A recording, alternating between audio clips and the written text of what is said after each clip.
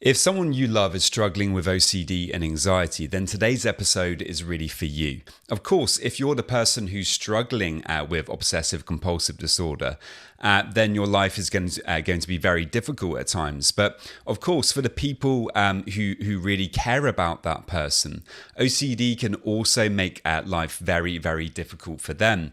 And that's why I think it's so important that people really understand what OCD actually is. How it impacts people in their day-to-day life, and what you can really do to support those people to make sure that you're not doing things that can kind of make it worse, and that also you're doing the kind of things that can really help that person to begin to make progress. So, first of all, what is obsessive compulsive disorder? Well, what really happens is people experience very difficult obsessions. Now, these can be thoughts, they can be sensations, they can be urges, they can be images that pop up into the mind. Often they are intrusive. And people don't like these obsessions. They don't want to have them because they give them enormous anxiety. And so, whenever that thought or that image or that thing pops up, people tend to feel enormous anxiety, but it doesn't have to be just plain old anxiety. There can be other difficult emotions there as well. Sometimes there can be shame, there can be anger, there can be frustration, all sorts of difficult emotions to kind of deal with. And this is a big part of the reason for why people with OCD experience so much distress. They really don't want to have these thoughts. They really don't want to be dealing with this thing. But it's almost like the mind keeps on feeding it to them anyway. And of course, that's a very difficult place to find yourself. Then on top of that, to kind of deal with the difficult emotions that the obsessions give, people perform compulsions. And really, compulsions are things that you do in order to try to feel better in the short term. When you perform that compulsion, it does give you some momentary relief. The problem is that it doesn't tend to last very long. When we do a compulsion, which could, in the obvious sense, when people think about OCD who don't really understand it, people just tend to think of the compulsion being hand washing.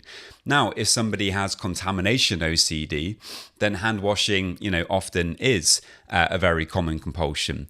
But actually, with OCD, there's so many different compulsions, and often a lot of the compulsions that people do are invisible. It's related to something that is sometimes called pure O, or purely obsessional OCD. And that is when the compulsions are there, but they are invisible. People do them in their head.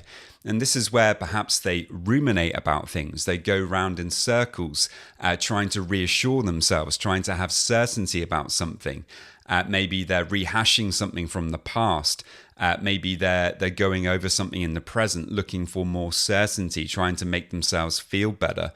And this is actually one of the most common compulsions. And I think this is where a big kind of misunderstanding often appears about OCD. People might think, well, you're not washing your hands, you're not doing this, you're not keeping things clean or orderly all the time, so you don't have OCD. Like, maybe this is just something that is a quirk or something, or just something that you're going through. But actually, it may be completely invisible. But that doesn't mean the person doesn't have OCD. It's just that everything that they're doing is going on in their head. And if you or a loved one is struggling with OCD and anxiety, I do now have a 12-week program that is specifically designed to help you to break free from OCD.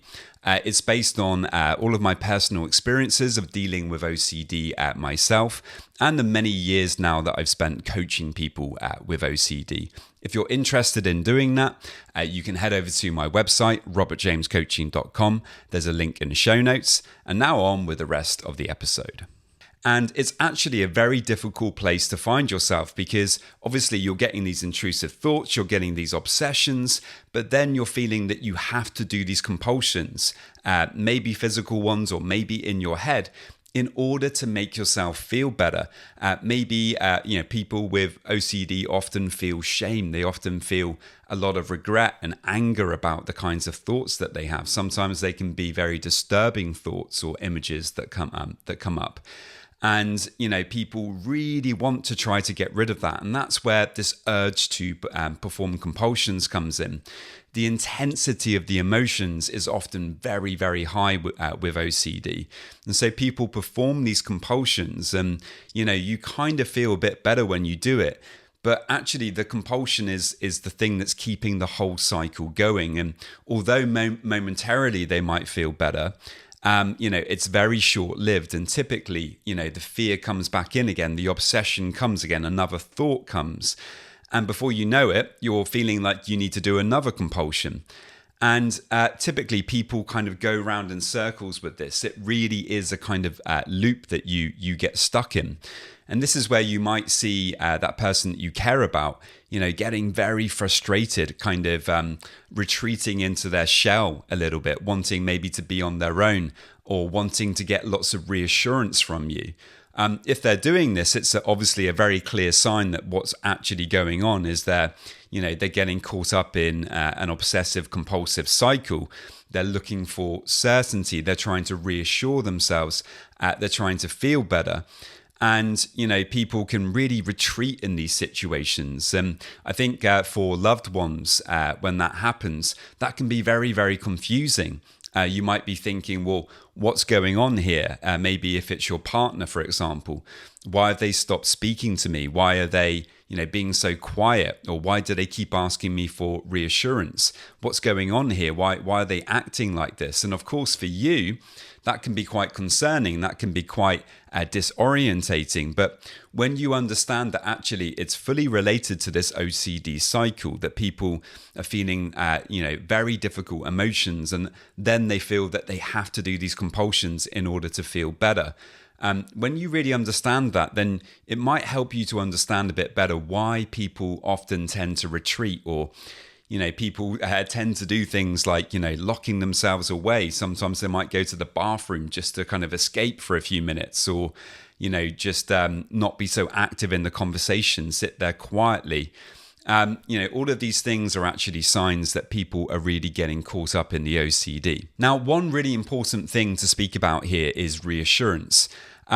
Typically people with OCD are trying to do those compulsions all the time. And really what they have to learn to do is to let go of those compulsions. When they can do that, that's when they can actually allow the discomfort, the anxiety to be there a bit longer, to learn how to get used to uncertainty and to have a more healthy relationship with anxiety and fear. Really, that's what you have to do in order to kind of get past OCD. And so one of the most important things that they really need to do is to try to let go of looking for that reassurance all the time, whether that's through their, letting go of mental rumination, or whether that's actually through, not asking for rumination. And, you may have noticed that, of course, your family member or your friend or your partner is constantly looking for that reassurance all the time. And it's really important, that we do our best not to kind of give that to them. And I think an issue here is it feels like you're doing the kind thing. If you give the reassurance, it does feel that you're kind of helping them or supporting them in some way, because they may appear to be in huge anxiety. I'm sure they actually are in huge anxiety and really want to get that reassurance. But the problem is, by giving it to them, really what you're doing is you're fueling the OCD cycle, and you're not giving them the opportunity to learn how to tolerate that discomfort, to tolerate that anxiety. Now, that being said, there are times where, of course, maybe somebody does need some reassurance. And, you might actually want to speak to your loved one about, when it's okay to give reassurance, and actually when it's a good idea to try to resist, and actually work together, with them on that. I think it's not about just saying to them, right, I'm never going to give you reassurance again, because, of course, sometimes, normal reassurance is okay.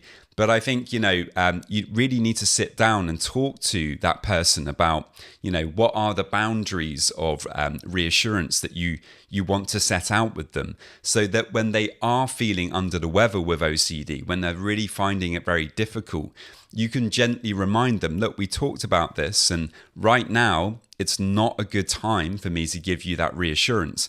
I really want to give it to you because I know in the short term it's going to make you feel better. But actually, I think it's better if we can, to try to wait this out and see what happens. And, trying to get that person on board with that is a really great way to start, supporting that person, with their process of learning to kind of let go of reassurance seeking and to let go of their compulsions. Another really important thing in general is simply this. To try to be patient with the person. As I was talking about earlier, people with OCD go through incredibly difficult emotions. They're really struggling to kind of get a hold of those emotions and to feel a bit more steady. When very difficult obsessions come in, it can really knock us off kilter. It can make us feel that we're kind of, really going to get lost in our thoughts and lost in our emotions. And people often do, sometimes for hours or days at a time. And obviously for loved ones, you can be really concerned about that, but you might get frustrated as well. Understandably so, but it's very important, I think, that you try to find a way to kind of empathize as much as you can with that person, that that they're absolutely not doing this on purpose. It is very difficult when you're going through this. Really, when they're performing compulsions, a lot of the time, what they're actually doing is they're trying to fix the problem. They're trying to actually find the solution to it. Maybe they're thinking about it and ruminating about it in order to find that solution. But they're forgetting in that moment that actually the thing that they need to learn to do is to allow the anxiety a bit more. So, sometimes it's about gently reminding them that. But trying to also recognize that the struggle that they're going through is very, very difficult. And trying to have that patience with them, demonstrating that you understand they're going through something difficult and, that you're there for them, that you're going to try to not give them reassurance, but you do want to be positive for them. You do want to help them. I think if you're that steady person that can really kind of be grounded when they're really going through those difficult moments, that can be an amazing lifeline for somebody when they're really, really struggling with this. And it can help them to kind of find that steady ground again a bit quicker. And finally, another really important tip is to encourage them to get help and to get support. I think many people with OCD, and unfortunately, want to kind of do things on their own as much as possible. Maybe they don't seek that help. They don't get the right specialist support for OCD and anxiety. And, really with OCD, it is so important that you do work with the right professional, that you work with somebody that really understands OCD, so that, they don't end up actually giving you reassurance or things like that. Again, unfortunately, many well-meaning psychologists or therapists who perhaps haven't really worked very much with OCD, don't necessarily understand the best ways of working with it, and can actually at times, if they kind of indulge the OCD through talk therapy, can actually make the OCD worse. They might end up inadvertently giving reassurance, which again is a compulsion, and that can make the OCD worse. So it's so important, that people do reach out for support, and that their family members, their friends, their partners do encourage them to do that, but with the right people, with the people who really do understand OCD. That's really important as well. So if you're struggling, with helping somebody who's struggling with OCD, my heart really goes out to you, because I know it can be very difficult at times for you guys, as it is for the person struggling with OCD. But, if you can, work with that person, try to have that empathy for how difficult it is at times. And try to be patient for them. Obviously, your situation is difficult as well, and they need to try to be patient with you as well, because obviously you're doing the best that you can. It's very difficult for you to fully understand it unless you've really been through it yourself. But just the fact that you're there, that you're trying to support them, that you're doing your best, you're showing up for them, I think that's something that can be really, really beneficial for people with OCD. So many thanks, and really hope that you found that helpful.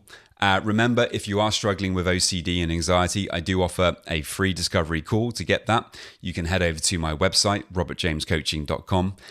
Really hope that you enjoyed that. If you have any questions at all, do please let me know, and I'll see you next time. This video is for education only. It's not therapy or medical advice. If you're struggling, please speak with a licensed mental health professional.